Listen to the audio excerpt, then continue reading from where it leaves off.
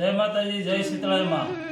તો આ વ્રતની વિધિ શ્રાવણ વદ સાતમના દિવસે સૌભાગ્યવતી સ્ત્રીઓએ આ વ્રત કરે છે।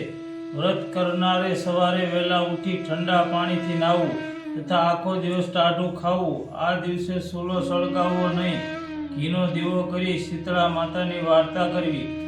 આ વ્રત કરવાથી ધન ધાન્ય સંતાન અને સૌભાગ્ય પ્રાપ્ત થાય છે। વ્રત કથા। એક ગામમાં દેરાણી જેઠાણી તેની સાસુ સાથે રહેતી હતી। બંને વહુઓ ઘરે દેવના દીધેલ એક દીકરા હતા। મોટી વહુ ઈર્ષાળુ હતી, જ્યારે નાની વહુ ભલી ભોળી અને પ્રેમાળ હતી। એક વખત શ્રાવણ માસમાં રાંધણ છઠનો દિવસ આવ્યો। સાસુએ નાની વહુને રાંધવા બેસાડી। નાની વહુ મધરાત સુધી રાંધતી હતી। એટલામાં ઘોડિયામાં સૂતેલો છોકરો રડવા માંડ્યો। આથી બધું કામ પડતું મૂકીને વહુ છોકરાને લઈ જરા આડે પડખે થઈ અને થાકના લીધે જોતામાં ઊંઘી ગઈ। સૂલો સળગાવ્યો હતો। મધરાત પછી શીતળામાં ફરવા નીકળ્યા। તેઓ ફરતા ફરતા આવી પહોંચ્યા અને સૂલામાં અળોટવા લાગ્યા। પણ આ શું? શીતળા માના શરીરે ઠંડક લાગવાના બદલે લાય લાગવા લાગી। તેઓ આખા શરીરે દાઝી ગયા। આથી તેણે નાની વહુને શાપ આપ્યો કે જેવું મારું શરીર બળ્યું તેવું તારું પેટ બળજો। સવારે ઉઠીને વહુએ જોયું તો સૂલો સળગતો હતો અને પડખામાં સૂતેલો છોકરો મૃત દશામાં હતો। તેનું આખું શરીર દાઝી ગયું હતું। નાની વહુ રડવા લાગી। તેને ખ્યાલ આવી ગયો કે જરૂર શીતળા માતાએ શાપ આપ્યો હશે। તે રડતી રડતી સાસુ પાસે ગઈ અને બધી વાત કરી। સાસુમાએ સાત્વતા આપતા કહ્યું કે શીતળા માતા પાસે જઈ પ્રાર્થના કર, બધું સારું થઈ જશે। બાળકને ટોપલામાં નાખી નાની વહુ નીકળી પડી। રસ્તામાં બે તલાવડી તેણે જોઈ। બંને તલાવડી પાણીથી સલોસલ હતી, પણ કોઈ તેનું પાણી પીતું ન હતું। જે પણ પીએ તે મૃત્યુ પામતું હતું। નાની વહુને જોઈ તલાવડીમાં બોલી, બહેન તું ક્યાં જાય છે? નાની વહુએ કહ્યું, શીતળા માતા પાસે સાપના નિવારણ માટે જાઉં છું। તલાવડીઓએ કહ્યું કે બહેન, અમે એવા કે તેવા પાપ કર્યા છે કે કોઈ અમારું પાણી પીતા નથી, મૃત્યુ પામે છે। અમારા સાપનું નિવારણ પૂછતા આવજો। નાની વહુએ ત્યાંથી આગળ વધીને રસ્તામાં તેને બે આંખલા મળ્યા।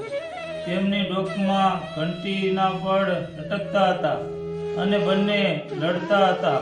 નાની વહુએ જોઈને બંને આંખલાએ પૂછ્યું કે બેન તું ક્યાં જાય છે? વહુએ કહ્યું, હું મારા સાપનું નિવારણ કરવા જાઉં છું। આંખલાએ કહ્યું કે અમે એવા શું પાપ કર્યા છે કે અમે સદાયને માટે લડતા રહીએ છીએ? તું મારા સાપનું નિવારણ પૂછતી આવજે। નાની વહુ આગળ વધી। થોડે દૂર તેણે જોયું તો બોરડીના ઝાડ નીચે એક ડોશીમાં પોતાના વાળને ખંજવાળતા બેઠા હતા। વહુને જોઈને ડોશીમાં બોલ્યા કે બહેન, મારા માથામાં બહુ ખંજવાળ આવે છે, જરા જોઈ આપને। વહુએ દયાળુ હતી, તેને ઉતાવળ હતી, છતાં પોતાના છોકરાને ડોશીમાના ખોળામાં મૂકી જોવો વીણવા બેસી ગઈ। થોડી વારમાં ડોશીમાં ખંજવાળ મટી ગઈ। તેમણે વહુને આશીર્વાદ આપતા કહ્યું કે જેવું મારું માથું ઠર્યું તેવું તારું પેટ ઠરજો। આટલું બોલતા ચમત્કાર થયો। ડોશીમાના ખોળામાં રહેલ છોકરો સજીવન થઈ ઉઠ્યો। બહુ આશ્ચર્ય પામી। તે જાણી ગઈ કે ડોશીમાં બીજું કોઈ નહીં પણ શીતળામાં છે। આથી તે તેના પગે પડી।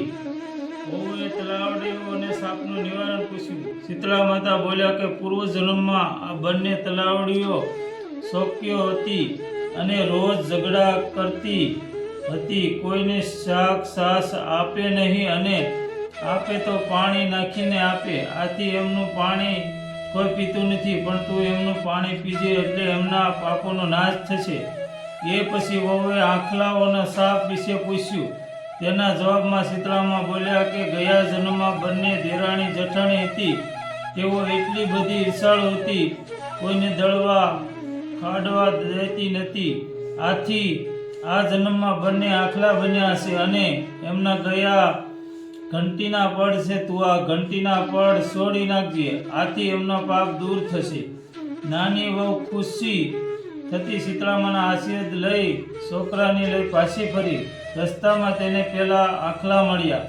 વહુએ એમને ડોકેથી ઘંટીના પડ છોડી નાખતા તેઓ લડતા બંધ થઈ ગયા. આગળ ચાલતા તલાવડીઓ પાસે બહુ આવી તેના સાપના નિવારણ માટે કોબો ભરી પાણી પીધું. પછી બધા તેનું પાણી પીવા લાગ્યા. ઘરે આવી તેણે સાસુમાને બધી વાત કરી. તેની જેઠાણીએ તેની ઈર્ષા થઈ. બીજા શ્રાવણ માસમાં રાંધણસઠ આવી ત્યારે જેઠાણીને થયું કે હું પણ દેરાણી જેવી કરું, આથી મને શીતળા માતાના દર્શન આપે. તે રાત્રે સૂલો સળગતો રાખી સૂઈ ગઈ. મધરાત થતાં શીતળામાં ફરતા મોટી વહુના ઘરે આવ્યા અને સૂલામાં આળોટવા લાગ્યા. આથી તેનું શરીર દાઝી ગયું હતું. તેમણે શાપ આપ્યો કે જેવું મારું શરીર બળવું તેવું એનું પેટ બળજો. સવારે ઉઠીને જેઠાણીએ જોયું તો ઘોડિયામાં છોકરો મૃત્યુ પામ્યો હતો. આ બનાવમાં દુઃખી જોવાના બદલે જેઠાણી ઉલટાની ખુશ થઈ અને તે પણ દેરાણીની જેમ છોકરાને ટોપલામાં લઈ ચાલી નીકળી. રસ્તામાં તલાવડીએ પૂછ્યું કે બહેન ક્યાં જાય છે? જેઠાણીએ મોં મસ્કોડતા કહ્યું કે તમારે શું પંચાત? જોતા નથી કે મારા દીકરો મરી ગયો છે અને હું શીતળા માતાને મળવા જાઉં છું. તલાવડીઓએ કહ્યું કે બહેન અમારું એક કામ કરતી આવજે. પણ જેઠાણીએ તો તરત ના પાડી દીધી. આગળ તેને આખલા મળ્યા તો જેઠાણીએ આખલાઓને પણ તેનું કામ કરવાની ના પાડી દીધી. આગળ જતા ઝાડ નીચે ડોશીમાં સ્વરૂપે શીતળા માતા માથું ખંજવાળતા બેઠા હતા. તેણે આ જેઠાણી માથું જોઈને આપવાનું કહ્યું. તેણે ગુસ્સે થઈ ના પાડી દીધી અને કહ્યું કે નવરી શું કે હું તારું માથું ખંજવાળી કરું? જોતી નથી મારો દીકરો મરી ગયો છે. જેઠાણી આખો દિવસ રખડી પણ શીતળા માતાના ક્યાંય મળ્યા નહીં. આથી તે રડતી રડતી ઘરે આવી. એ શીતળા માતા જેવા દેરાણીને ફળ્યા એવા સૌને ફળજો. જય શીતળા.